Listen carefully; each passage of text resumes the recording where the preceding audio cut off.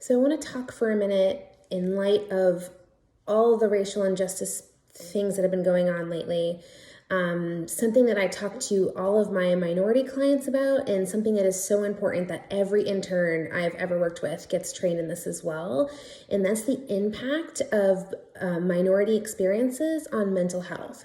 So in particular, right now, we're seeing a lot of race issues for African American, Black Americans, and this extends beyond that, right? So Jewish Americans or not just Americans, it's like, this is a global thing, but Jewish people, the LGBTQ population, women, it's based on religion, people who are other abled or disabled, right? So when you have any type of minority identity, that you are oppressed or have experienced prejudice or hate crimes, or you see examples of that. And I'll talk about a good illustration of that in a second. But when we see those things and we see ourselves reflected in it, or we experience it directly, it causes psychological harm. Right, so I became a therapist to work with trauma, and it became very clear very early to me that trauma is not just a car accident or a rape. It's so much more complex than that, right? So you have your obvious causes of trauma and then your less obvious causes of trauma. This stuff, in my mind, is obvious causes of trauma, but it may not be obvious to everybody. So I want to talk about it a little bit.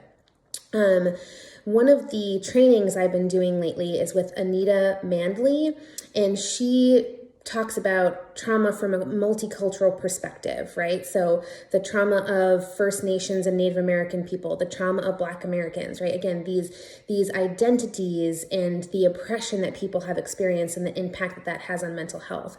So she talks about the 16th Street Baptist Church bombing in 1963 in Birmingham, Alabama, that she was, I forget how old she was a young child at the time, and saw this on TV.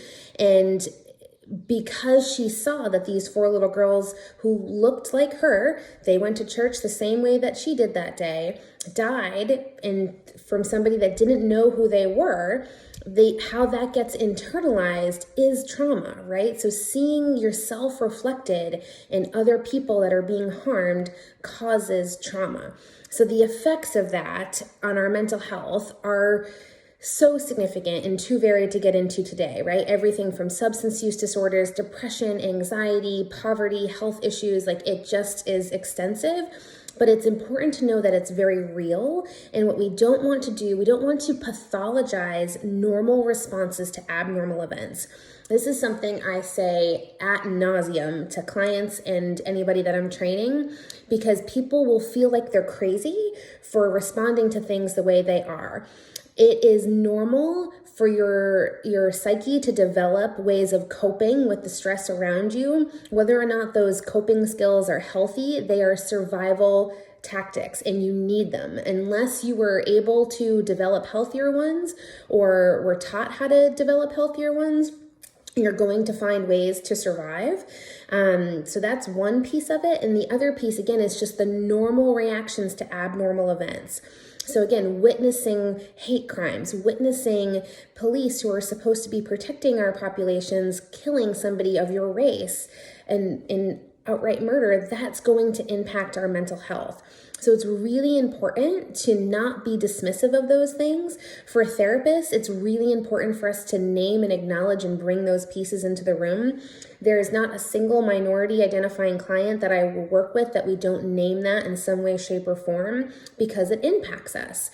So from a mental health perspective, we have to be thinking about what are all the contributing factors to mental illness and mental health, and what are we doing about it, right? So there's large scale activism, which is wonderful, but also on a smaller scale, as a therapist, individually in a room with somebody, we're going to be talking about how are you impacted by these things.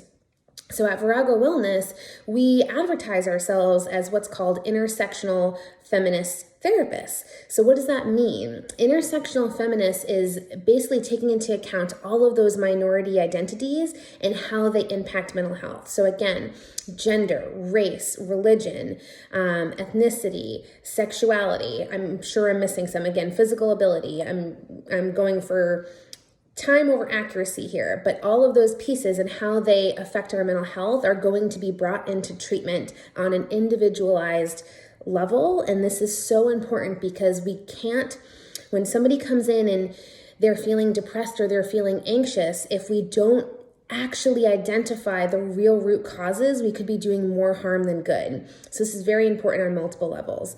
So just wanted to take a moment to name and acknowledge those pieces. This is how we've been practicing. This is how I've been practicing for a decade now. There's a lot of therapists out there that practice from this perspective. It's a multicultural informed perspective. It's very important, but now so more than ever.